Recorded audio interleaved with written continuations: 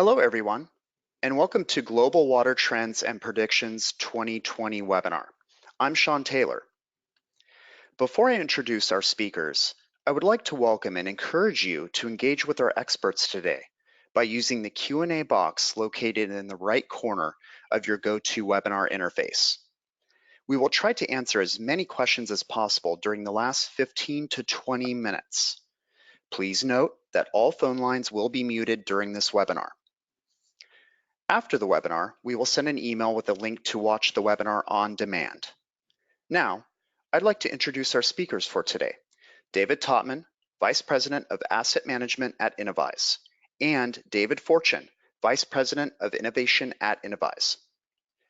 David Totman is the Vice President of Asset Management for Innovyze, providing strategic direction for infrastructure systems management across the entire Innovyze product line. He has been in the water industry for over 38 years and has applied geospatial technology to business process optimization, project analytics, and full lifecycle infrastructure management for the last 32 years. Prior to Innovyze, he was the Global Water Industry Manager for Esri and served as the Asset Manager for Colorado Springs Utilities, one of the largest municipally owned forest-service utilities in the USA. His state government service included water quality and water rights adjudications. He is a member of the American Waterworks Association and the American Society of Civil Engineers. As an officer in the American Society of Engineers, he holds the title of past president of the Utility Engineering and Surveying Institute. Our second speaker, David Fortune, is the Vice President of Innovation at Innovyze. David drives innovation into water management software systems, including real-time operations, asset management, and hydraulic modeling. He specializes in digital twin, virtual models of water, wastewater, and stormwater networks that support design, construction, maintenance, planning, and operations. David has been involved in design, development, and product management of many of Innovyze's product suites, including InfoWorks, InfoAsset, MicroDrainage, XP Drainage, and XP Swim. David Totman, I will hand it off to you now. Okay, great. Thanks, Sean. So let's go ahead and get started here. When you all registered, there's a, it's a pretty broad topic talking about these global water trends and predictions. And especially when we kind of put it in the context of the Sustainable Development Goals framework, right? These are incredibly broad topics that David and I could be here not just for the 1 hour, but almost an entire series of podcasts. But what we want to try and do then is how does this get presented down to a local solution, right? So what are these trends and Sustainable Development Goals mean to me? And really that's that sweet spot where all three of these come together and you understand how these global impacts can be dealt with at the local level. And that's what we do here at Innovyze. We're constantly as a tool provider, we're taking a look at all the different aspects of the water industry and how do we kind of codify those into COT solutions. So let's go ahead and get started here with the Sustainable Development Goals. Well, there are 17 Sustainable Development Goals that encompass many different aspects, and something we as stewards of the planet we should all aspire to. In the context of water, we're going to focus on these three, number 6, number 9, and number 13, that deal with the water industry and infrastructure and climate change respectively. So let's go ahead and see these SDGs kind of in the news. The International Water Association definitely kind of addresses water in the context of all 17 SDGs. So there's lots of information out there with respect to them. But the utilities are taking these to heart, right? Here in Denmark, they're kind of taking these specific SDGs and how they're going to actually guide their organization. And we're starting to see this in the financial markets, right? There are projects that won't be funded unless they support many of the sustainable development goals. And so we're starting to see these SDGs kind of permeate throughout the water industry. And there's lots of open data, open source websites that are kind of collecting information that can be used for lots of different applications and educational opportunities, like this the data here from the World Scarcity website, and of course vendors are kind of taking some of these and some of these impacts and expressing how their products and services apply to that. One of my favorite sites is this Sustainable Development Goal indicator website. It's an open source, open data website that really kind of puts a visual context to the information that's being collected throughout the globe. This case in point here, safe drinking water. The map shows with the dark blue those countries that are basically effectively managing, safe drinking water. And yet, to prove how this industry is really an industry of extremes, those same countries that seem to be doing, managing their water quite well, are also in medium to high water stress. Right, so we're always dealing with this industry of extremes, and maybe I kind of want to start, Sean, off with one of our first polling questions, just to that's how we're going to kind of understand how these global topics get applied, is answering specific questions from our listening audience. So Sean, why don't we go ahead and kick off our first polling question. Does your organization have performance metrics tied to the SDGs? Thank you, David. And again, does your organization have performance metrics tied to the SDGs? Our responses are yes, the ones you are talking about. Yes, but different SDGs. No, and I don't know. We'll keep the polls open for about 30 seconds, and then we'll come back in, read the responses, and go from there. Thank you.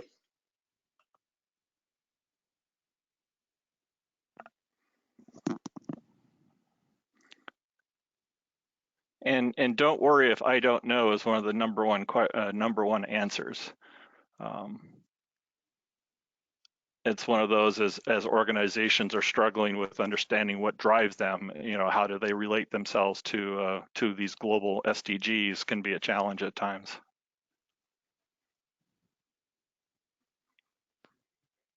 Okay, and it's been about 30 seconds, so we'll go ahead and share the results here.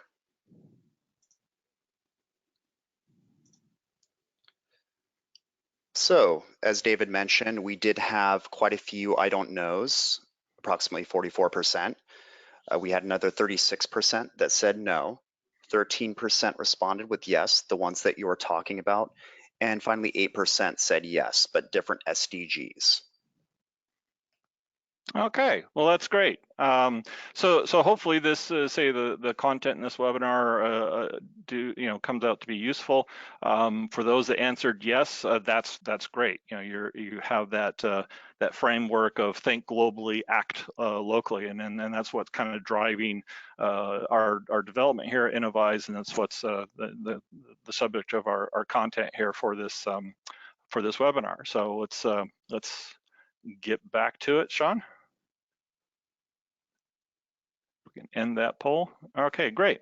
So key trends in the Sustainable Development Goals, and again, lots of trends in the water industry. We'd like to focus on these five, kind of in descending order I get to turn it over to my colleague, Mr. Fortune, when he talks about the digital twin. But number 5, commitment to water supply sustainability clearly is linked to SDG number 6 that covers water and sanitation. Number 4, increased need for crisis response is related to climate change. Pursuing water equity and affordability is kind of a subset in number 6 there. Optimism towards technology adoption is kind of an interesting conversation in the context of infrastructure, number 9. And then again, like I said, my colleague, Mr. Fortune, will kind of wrap it all up with the digital twin, and which relates to each of these particular SDGs. So let's go ahead and get started, jump right into this. Number 5, water supply sustainability. When I start talking about these conversations and sustainability, I almost go back to my school days, right, where we all learned about the water mass balance, that really the sum of the water on the left has to equal the sum of the water on the right. So when we look at the amount of recharge to our natural systems and the evapotranspiration up into the sky for rain clouds and the delta storage that we have due to man-made requirements, equals the precipitation that came to us on the left. So we almost look at this again, the kind of classic water mass balance. Those are best exemplified in these, water cycle diagrams or hydrologic life cycle diagrams. And I particularly like this diagram here in the National Academy Press, coming out of chapter 10 of one of their publications there, that really shows, that natural system. We show the rain and the snowfall and the recharge, but also the impacts of man-made infrastructure, right, and how these tie to one another. And so that's one of the things definitely here at Innovyze is we're constantly looking, when we think about water supply sustainability, it's a balance between the natural systems and the built infrastructure. You cannot simply manage water sustainability without being cognizant of both natural systems and built infrastructure. So our tools tend to always look at each of those and how the synergies between the two. When it comes to, say, water utility, one of the first things we kind of think about sustainability is really managing the water quantity. Do I have enough water, like in a drought? But then there's the converse to that with quality, in that I can have all the water in the world, but if it's contaminated, I can't drink it. So I still, I have to always balance quantity and quality. And in that, in providing safe, clean drinking water, I have to be efficient, because in the day and age of doing more with less, many of us with water rates, it's almost like being on a fixed income, and so you have a set piece of revenue, but costs are constantly going up, and you're having to do more with less, especially with aging infrastructure. So about the only way you can really make ends meet and be sustainable is to become more efficient, and you have to balance all of that with this concept of resiliency. Your ability to spring back from natural disasters like flood and drought, and even economic issues. And so when we talk about water supply sustainability, all of these different elements have to come together. And at Innovyze, we do this with models, right? We integrate lots of these different hydrologic and hydraulic models that tell you how your system is operating, how it's going to respond to various inputs. And so with that, Sean, I actually would like to ask yet another polling question. So for those of you listening, do you have a water model? And more importantly, if you do, is it calibrated? When was the last time you calibrated that? So Sean, if you could launch that poll. Thank you, David. Do you have a water model, and is it calibrated? Some of our responses are yes, we have real-time calibration. Yes, calibrated in the last year. Yes, but our calibration is out of date. No, and I don't know. We'll open up the polling questions for about 30 seconds and then read the results. Thank you.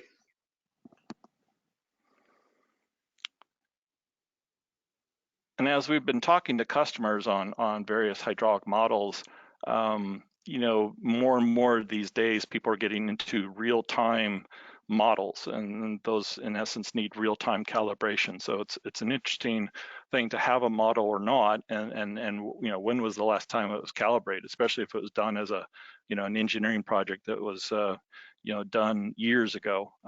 It's the conversations are all over the place on calibrating models.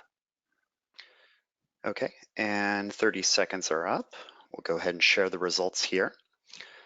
So it looks like 29% of you said no. Another 23% said yes, calibrated in the last year. 22% said yes, but our calibration is out of date. Another 22% said I don't know. And then finally 4% said yes, we have real-time calibration.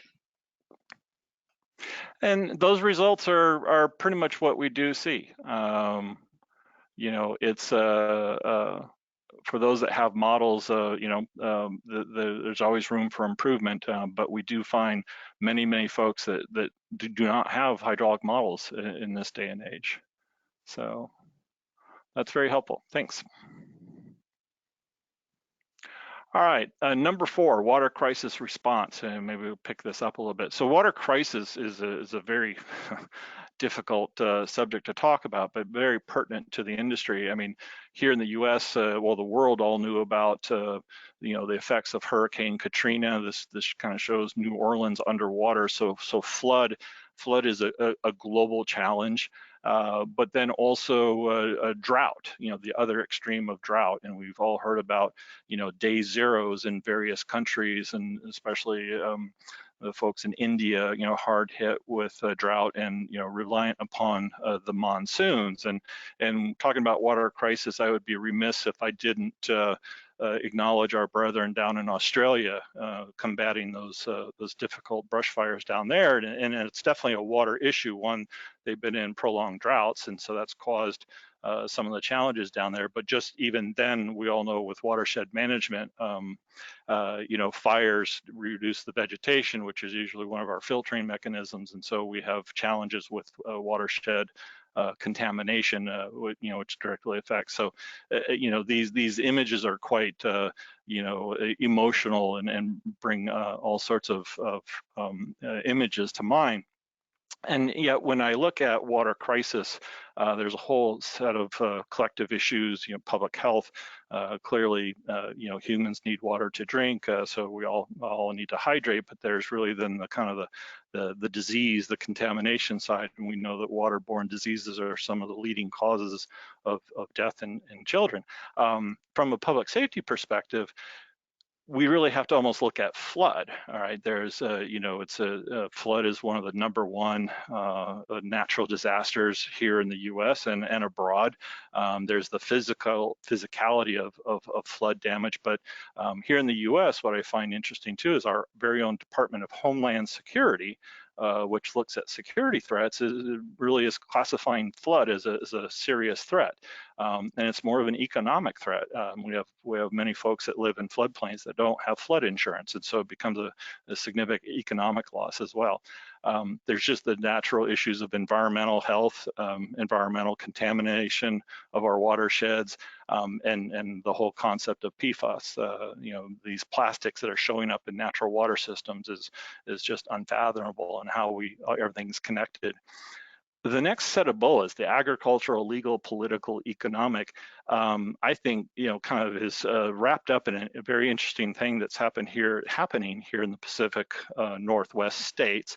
I won't be too specific, but it really centers around all of these bullets, and very quickly, back in the 1950s in the U.S. and around that, all these decades, flood irrigation was a best practice in agriculture, right? There's many benefits of flood irrigation, but it consumed lots and lots of water. Well, in certain areas we found with this flood irrigation, it was kind of artificially recharging the groundwater systems, right? So it seemed like there's plenty of water in the perched aquifers. Well, later on in the 70s, 80s, we started turning to precision farming.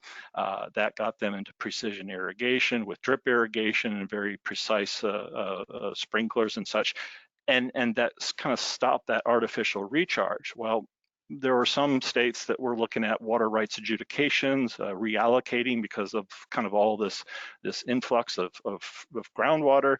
And so many cities actually, were trading in their senior priority rights to, that were limited to these much more generous junior water rights. Well, these were perched aquifers, and groundwater overdraft quickly dried them all up. And so now these cities are struggling with access to water. And so, the agricultural best practice that changed, rightfully so, kind of started, and this change in legal with water rights adjudications all of a sudden became a very political issue, and it directly affects their economies, just because when you're looking at water supply. So a water crisis, kind of permeates many of the things that drive our more global perspective business components of the water industry. And really it comes down to that last bullet of education, right? Getting people to understand all the diagrams we were just talking about, but it's really that line of sight from water supply to what comes out of their faucet. I mean, they turn on the faucet, they expect water to come out. They don't think about all the things that you do out there to get that water to them. So it really is, it comes down to educating, getting people to understand, say, that line of sight for water. Number three, water equity and affordability. Wow, also kind of another difficult topic to kind of talk about. Well, here in the U.S. Water Alliance definitely has a very nice white paper on water equity. I suggest you look at it, and again in the Q&A, and you'll see our emails. I'm more than happy to give you links to all these different things. But what I find interesting is I turned to my friends at the American Water Works Association, and they have over 60 manuals, that talk about best practice in water. And manual number one that's been around for years and years and years is water rates, right? It's talking about affordable water rates and how do you charge to provide those services. So manual number one was on rates. Over in the UK, Ofwat, they basically tie in their water rates every 5 years. They're tied to their asset management periods that are every 5 years. And so, those were started many, many years ago, and classic asset management, getting understanding the registry, and then starting to take a look at the best practice and the financing. Well, those are all tied into rates. That not that they're actually even allow them to increase rates as long as that funding goes back into investment into the infrastructure. But it's a very regulated process over in the UK, and it allows everyone to understand exactly the relationship between water affordability and the infrastructure that they provide. And our friends down in Australia also have similar activities with their national water initiative on pricing. When we look at that report that I first mentioned from the U.S. Water Alliance on equity, their pillars of water equity are, in essence, the tenets of the SDG framework, right? Number one, have access to safe, clean, affordable drinking water. Number two really is about triple bottom line of economic, social, and environmental benefits. And of course, three then is the crisis, response to floods and drought. What I find interesting on the affordability side, oh gosh, nearly 20 years ago, the UN stated that affordable water costs should not exceed 3% of your household income. And I started looking at that, started doing some of the math, and if you look at some of the statistics, and give or take, but in the US, the average monthly water bill is around $70 US. And if I were to look at that 3%, would say, okay, if I make $28,000 a year, my water bill is within 3%, so it should be affordable. But if you look at the income numbers, nearly 30% of US households make $25,000 or less. That means 30% of the US simply cannot afford the average water bill. So this is a global challenge, and no one is immune, right, from water equity and affordability. We all need to be taking a look at that. And that's probably one of those, when I think global, act local, is one of the most direct relationships, is how I can, everything that I do, how does it affect my water rates for my customers and the levels of service that I provide to those, as kind of the tenets of asset management as well. So with that, Sean, I'd like to launch another polling question.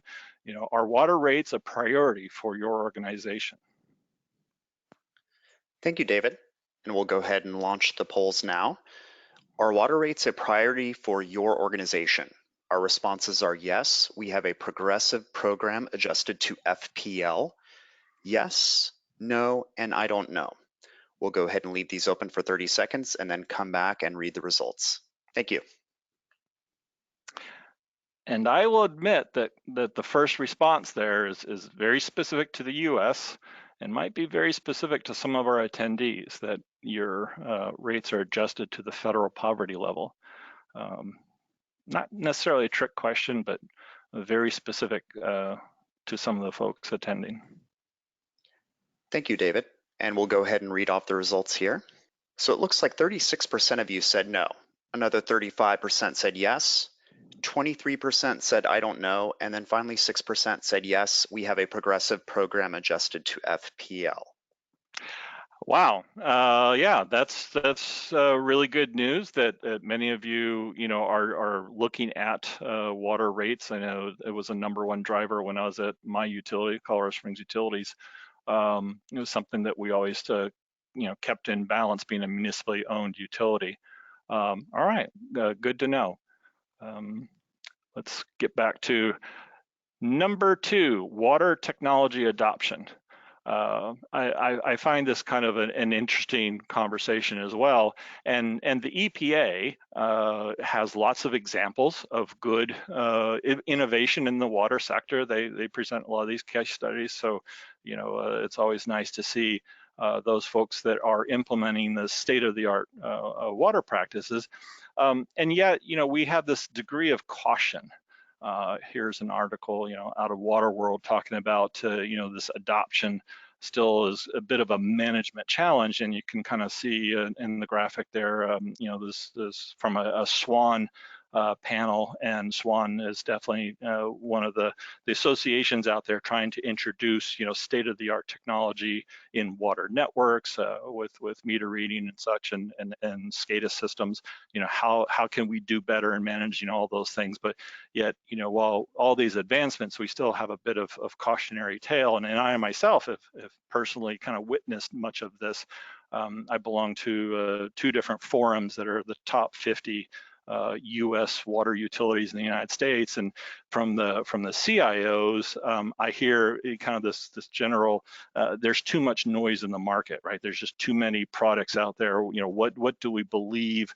There seems to be a product for everything, and a lot of boastful comments on what these products can deliver. And so there's just a flooded market, a lot of noise out there that CIOs are a bit cautious, and the CFOs, the financial officers, have this degree of caution just because, the stakes are too high if we get it wrong. I mean, we're dealing with people's lives here when we manage water. And so there's this degree of caution on adopting technology.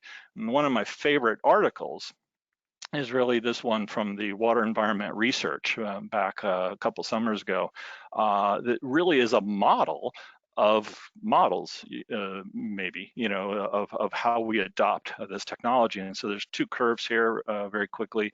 This blue curve, which is a good standard distribution curve, bell curve, and the orange is the technology itself. And so what we see, in the orange is as technology is introduced, it's innovative, it's still growing, it's maturing, the feature functionality is being improved.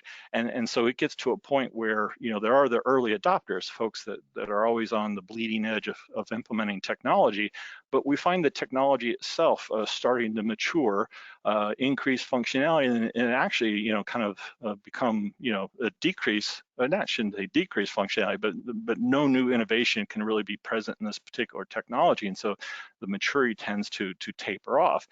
And when you look at that kind of the note in the middle, this stage between early and late majority of adoption is well over a decade, right? So we have this bit of latency in the water industry adopting new technology. And so, but you typically, if you're one of the late majority or laggards in implementing this, you haven't, it's been many, many years before you experience the efficiencies or the benefits of some of this innovative technology. So as an innovative technology company, we're constantly trying to, provide the best value and make that understandable, so folks, are able to kind of deploy some of the latest and greatest tools.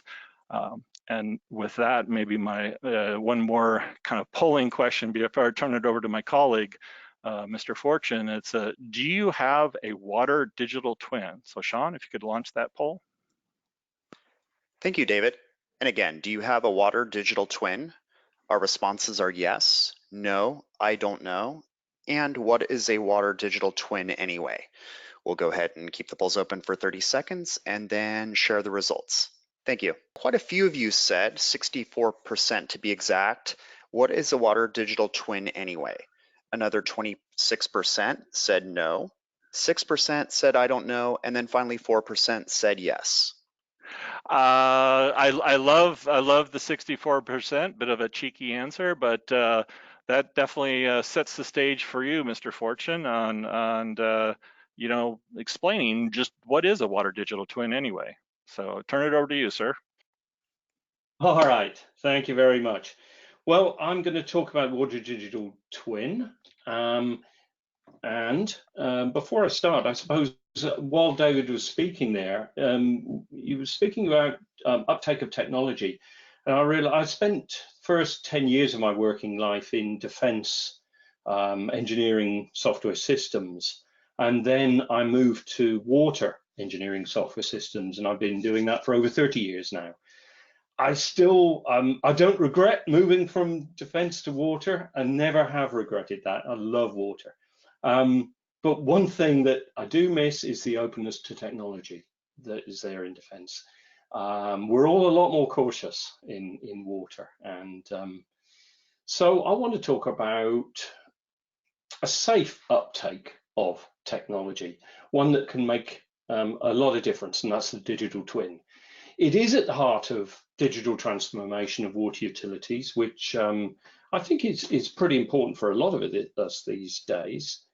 And I'll start by just describing briefly what we mean by digital twin.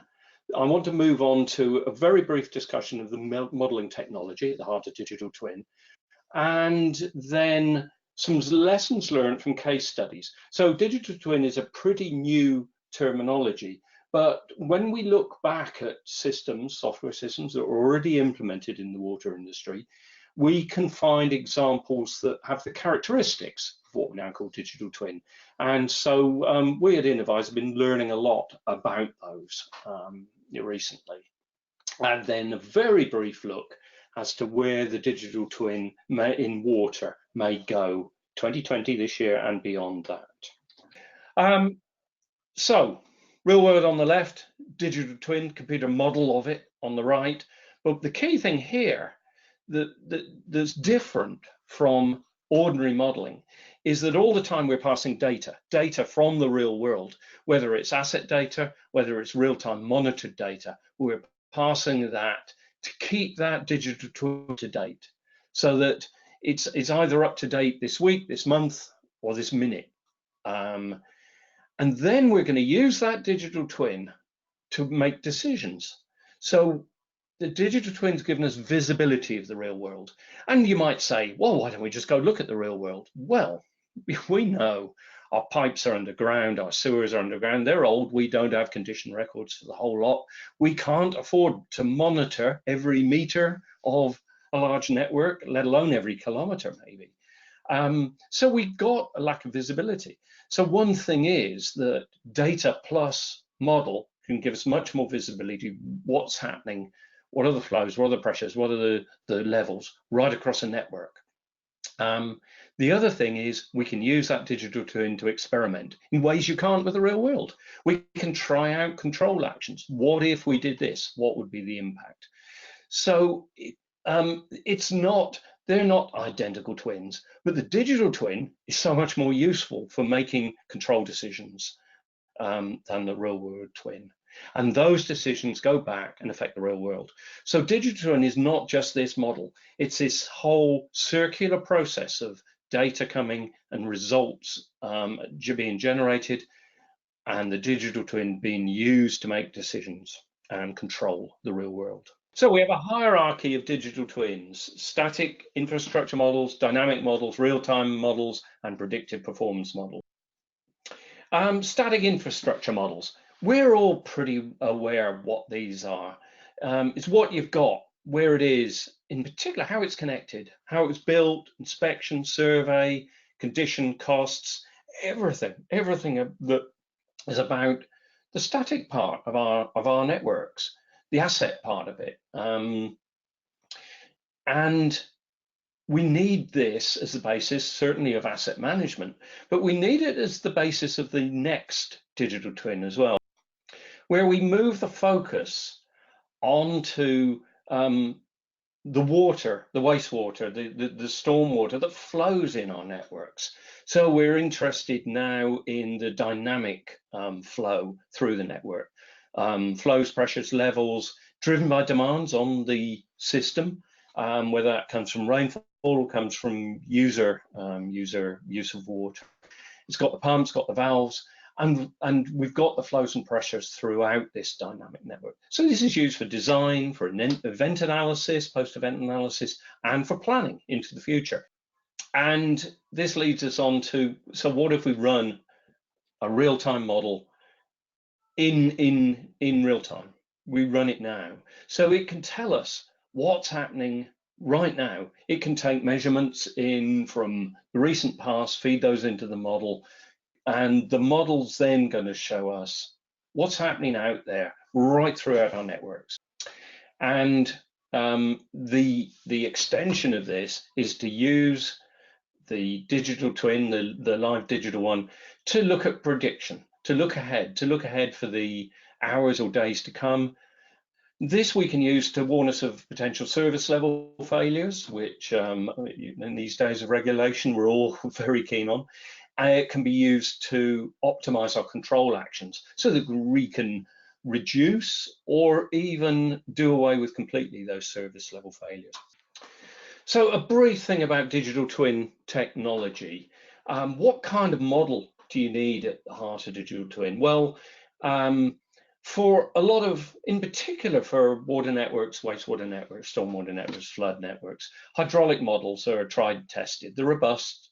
They're as accurate as you can make them, and you get the results throughout the network. They're great for prediction as well. They tend to stay pretty stable as you predict ahead. So they're great, and we see more and more of those used. So I noted some people weren't sure or didn't have models of their utilities. Well, I think when you come to digital twin, that's where you ought to start, by having a look at your modeling. These days, we're seeing more and more data-driven models, which just learn straight from data. They're great, they're neural networks, they can be fast, can be very fast. There are some unresolved issues, particularly on networks, with data density and the training process about when you need to retrain them. But some of those questions are similar to the questions that we've just asked about calibration when you recalibrate. Artificial intelligence is playing an increasing role. It's not that it replaces a model, but it can sit around a model. It can help with demand estimation, calibration, interpreting results. We get a lot of results, perhaps too many for us to interpret as people, so AI can help with that. So in all kinds of ways, AI is coming in, and maybe hybrid models that use combination of data-driven and hydraulic. So we're not trying to be too prescriptive. Yeah, we can help you with those various kind of models, but it depends what you need. So let's go back to a quick look at another visual of a digital twin. And we've got in the center there the model, which is generating results and predictions that we're going to use. The key thing here is model maintenance down below, keeping that model up to date, keeping it fresh, keeping it to be a good representation of not just the asset data you get, but all the control actions and everything that's going on in the real world. So we get from the real world, we get network monitoring, we get meteorology. Meteorology always key to this. And then over on the right, let's introduce a new thing, the users. This can all be automated. People don't have to be there. But at the moment, yeah, people are really, really important to this. And if people are important, then visualization is. It's easy to be overwhelmed with what's coming out of a digital twin. You need good, smart visualization in order to make the right decisions and to take control of the real world. And that's a visual that hopefully lets you remember the various parts of digital twin. So we've been looking at implementations of our real-time digital twins. None of these were bought as digital twins. They're all bought as operational systems right across the globe. And we've been learning some lessons from these. Those are implementations of products like ICM Live, IW Live, Info 360, but there are others as well. What have we learned? So rigorous procedures for updating and managing network models, keeping them up to date. There's a lot of QA involved. There's a lot of data passing between systems, but you have to know that your model at the heart of your system is representatives up to date. Validation and verification. Let's separate those two. Validation I always see as being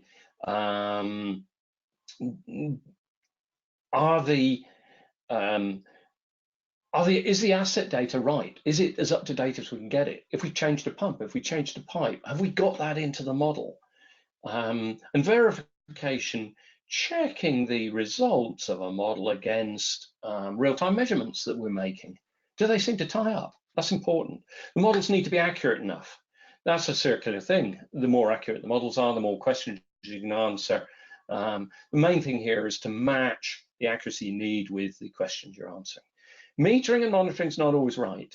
It's always useful, but we all know that out there in the real world on those networks, it's a tough world for metering and monitoring, and the data comms not always right, but it's always useful. Automated connections between the metering and the modeling. You don't want to go making those connections when it's 3 o'clock in the morning and it's hard times, it's raining, things are going wrong. So that automation, make it once, keep those connections maintained. And in general, automation is the key to dependability. Get things set up in advance, have them automatically. You've got plenty of time yourself then to interpret results, to make decisions. And alarm thresholds, very crucial. We all know that with SCADA systems, we can get overwhelmed. We can have more alarms than we can deal with. We tend to ignore ones that we don't want to see. They're crucial. We don't want to add more through the digital twin. So there's some work to do there. So the next lesson learned is, results are only good. Demand and the weather forecasts, the meteorological forecasts we've got on our models. So put some work into those as well. Visualization, dashboards. Keep it simple, but keep them informative. Don't try and solve too many issues with the digital twin at once. Pick the big one, get that done. Pick the next one, move on, move on. Effective collaboration, between modeling team, IT, suppliers. This is a joint effort and people need to be working together to get the digital twin right. And don't forget operations. It's a key use of digital twin. So operational managers need to be in there from the beginning. They're going to be the main ones getting results and they should be there. And digital twin, key component in utility digital transformation, and all our utilities are interested in that. So there we are. So to finish, I'm just thinking, where do we go from here, 2020? Well, we are going to see increased reliance on trusted digital twins, and we looked at what trusted means here. And we're going to see situational awareness, informed decisions coming out of the use of digital twin. And this will lead to better optimal capital planning, real-time prescriptive asset management, which is a long way from where we came in the past with asset management, and effective operational management. And so we can start to meet or exceed our required service levels, and we can start to look at our costs, as Dave was mentioning earlier, and find that we've got some leeway between costs there. That's all I want to say, digital twin, except to ask you all a question. So the next question, do you intend to implement a water digital twin? Over to you, Sean, for that question. Thank you, David. Do you intend to implement a water digital twin? Responses are yes, no, and I don't know. We'll go ahead and leave the polls open for 30 seconds and then share the results. Thank you. No pressure here, Mr. And again, Fortune. don't worry if the answer is I don't know. That'll be every answer is a good answer here. So it looks like 48% of you said, I don't know. Another 30% said yes, and finally 22% said no. All right. Well, that means we have some work to do, Mr. Fortune. With the I don't We knows, do. it's trying to be more clear on exactly what is a digital twin, how is it useful, and we have some questions that have come in from the audience, which I very much appreciate, because again, that's how we boil down these massive, these large global trends and sustainable development goals down to something that's actionable, that you can take away. So one of the good questions, Mr. Fortune, is what is the difference though between, say, the hydraulic models I was talking about and what you're talking about in a digital twin? So what's the basic difference between models and digital twin? Ah, yes, that is a good question, isn't it? Um, yeah, many of us have been working in modeling and using them and developing them for many years. Sometimes we think, well, what's so new? We've been doing this. We've been sort of in data connections. But I think the key thing is it's putting the models in the right context. And if you remember that one of those first slides I showed, it's the combination of the real world on one hand and the digital twin on the other. And the key thing here is the data coming from the real world to that model and updating that model so that the model's fresh, so that it's representative of what's happening in the real world. Whether that's used for planning, for asset management, or real-time operations, that model has to be as up-to-date as you need it to represent the real world. And the data needs to be allowing you to check that the two are in sync, that the digital twin is representing what the model shows. And then the other thing is that using that digital twin to make decisions, to take control, to affect the real world. Without that, it's just a model. So I would say the difference is those two things. It's the data coming into the model, and it's the decisions you're making that you're then affecting the real world. And isn't that a key to all things asset management as well, right? I mean, the whole purpose of implementing asset management is to affect change in the way you do business. And so, I think gone are the days where we just run tools and get generic answers. We actually have to, those answers mean something. We have to act upon them. We have to do something with them. So Yeah. I think the phrase I'd use again is informed decisions. And you're being informed about the real world, but you're being informed through the digital twin. So you're making better decisions. Yeah, definitely, because they're very relevant, they're very valid. As you say, they're not generic. They're relevant to your networks, to your management procedures, to the way that you run your water utility. Yeah. yeah, and a very specific question that popped in, David, is a question that kind of it's a good question in that can digital twins be implemented for modeling stormwater, right? We talked a lot about water and wastewater, but the application of digital twins in stormwater systems. Oh, absolutely, definitely, yes. In fact, I would say that in some ways, digital twins in water industry were in advance in stormwater than other aspects of the water industry. And this is why I'd say that, because flood forecasting, particularly in real-time nature. Now, when it comes to forecasting where floods are going to be, who they're going to affect, how deep they're going to be, safety routes out of them. Around the world, we're pretty used to using models to do that prediction. Where those models are driven by rainfall forecasts derived from radar rainfall or other means, and current depth levels and things around the area. And those can be coastal flooding, it can be river flooding, and it can be urban flooding. Our storm water systems. And that's been done for quite a few years now. And there's no other way. There's no other way of really predicting. So people have come to do digital twin in stormwater, I would say ahead of wastewater and ahead of water distribution. I think wastewater and water distribution are catching up, and catching up very fast. But yeah, I'd say it started with stormwater. Great. There's a whole bunch of questions that seem to kind of have a common theme, and it's a challenging one, right? Is that they're saying, okay, I get it, I understand this technology, but how do I make the business case to management, right? How do I convince management that implementing a digital twin is actually cost effective?